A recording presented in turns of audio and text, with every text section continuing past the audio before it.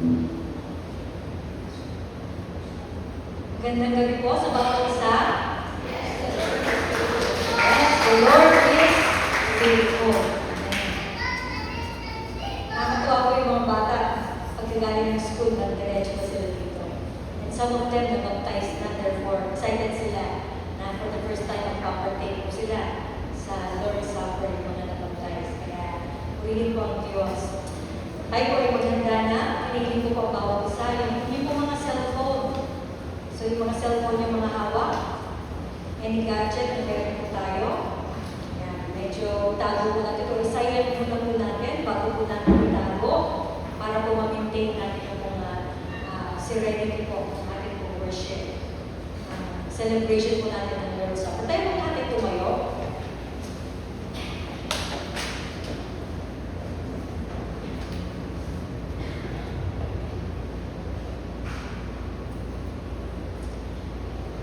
Sabi po sa Romans 5:8, but God demonstrates His own love for us in this: while we were still sinners, Christ died for us.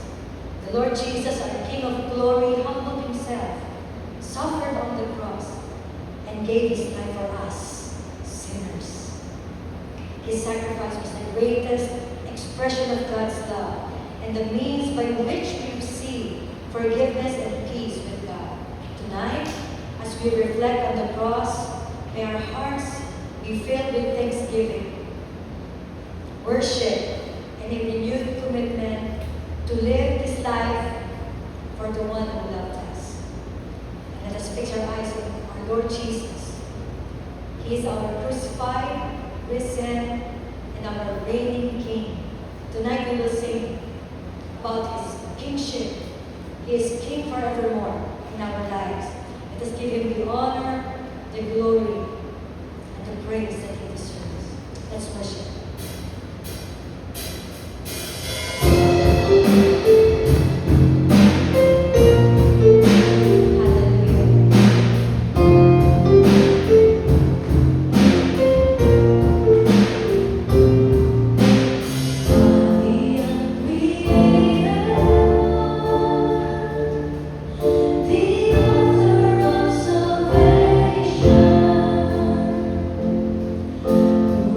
The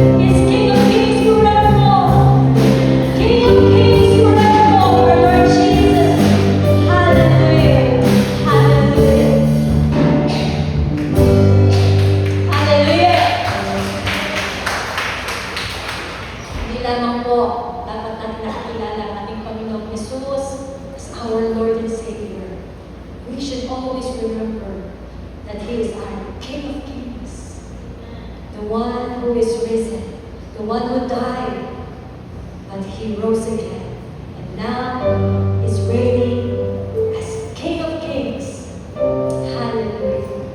We thank you, Lord Jesus, for your blood, for your sacrifice, the greatest manifestation of your love for us.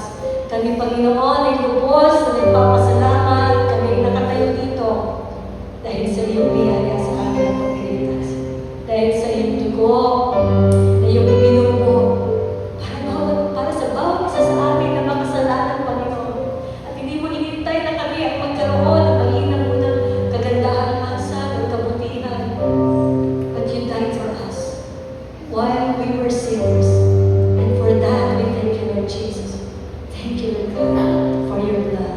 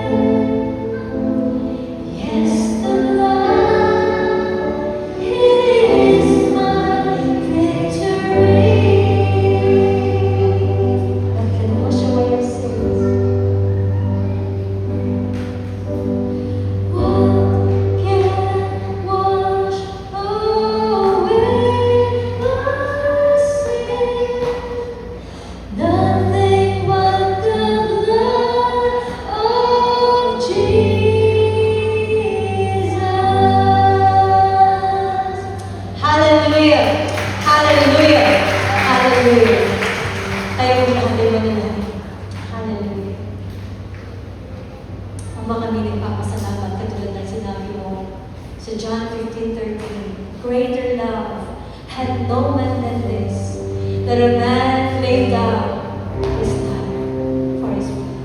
Hallelujah. Lord Jesus, we thank you for laying down your life for us, sinners. Salamat, Panginoon, sa iyong dugo na naglilinis sa aming mga kasalanan. Kami na palaging nagkakamali. Kami na palaging nagkukulang.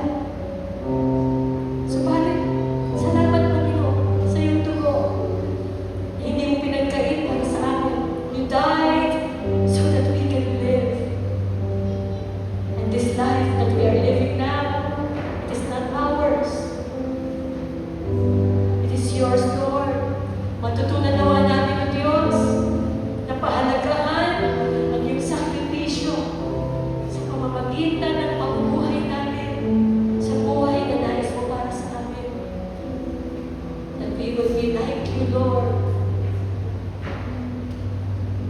Dalangin namin ang mga tinuturo mo sa amin na matigit ang example na binigay mo sa amin. That you died for us when we were sinners. Nawa ka ni Panginoon, matutuloy namin ibigin ang mga taong sa palagay namin ay nagkasala sa amin. Sa palagay namin ay hindi nakakatuwa. Mga taong hindi magandang turing sa amin. Subalit kami inuutusan mo, Diyos, na kami magmahal katulad ng pagmamahal mo para sa amin, na hindi namin tinitingnan o sinisino kung sino ang aming mamahalin, kung karapat-dapat mo siyang mahalin. Subalit salamat, Panginoon, for teaching us na kami magmahal ng walang kondisyon. At salamat, Panginoon. Salamat sa iyo. A great example for us. Thank you for your sacrifice. Thank you, Lord Jesus. Ama, sa aming pong pag-upo at pakikinig ng iyong salita. Maunawaan namin higit sa lahat ang lalim ng ibig sabihin ng gagawin namin selebrasyon. That we will not take the Lord's Supper lightly, as you have commanded us, Lord, to always remember your sacrifice. Sa pag-alaala namin, Panginoon, sa aming pag-upo, dalangin namin, makita namin, wala pa rin kami kakayahan, wala kami kakayahan na kami gumawa sa sarili namin. At laging kami lamang ay we're always relying, Father, sa iyong biyaya, sa iyong grace, Panginoon, itatapon sa amin.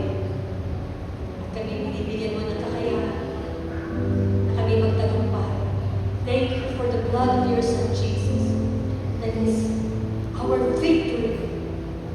Sa buhay na ito, makita namin, Panginoon, panaming ikaw lamang ang aming tagumpay, Panginoon. At kibang kami ay totally magtiwala sa iyo, hindi namin makakantag, Panginoon, ang tagumpay na ito. Salamat, Panginoon. Salamat sa iyong dakilang pag-ibig. Ama, higit sa lahat, nananangin ko ang mga kabataan narito. Salamat sa buhay nila. At salamat dahil kumikilos ka sa buhay nila. Sapagkat binibigyan mo sila ng pagkakataon makarinig ng iyong salita, makarinig ng iyong mabuting balita, na sukat at kaliligtas ng kanilang mga kaluluwa. Ama, salamat. Mag-usap ka sa kanila sa gabi ito. Nilagay ko po ang mga Bibliang na natanggap nila ay isang pasimula sa buhay nila para makilala kanila ang mabuting Panginoon. Ama, kahabagan mo sila.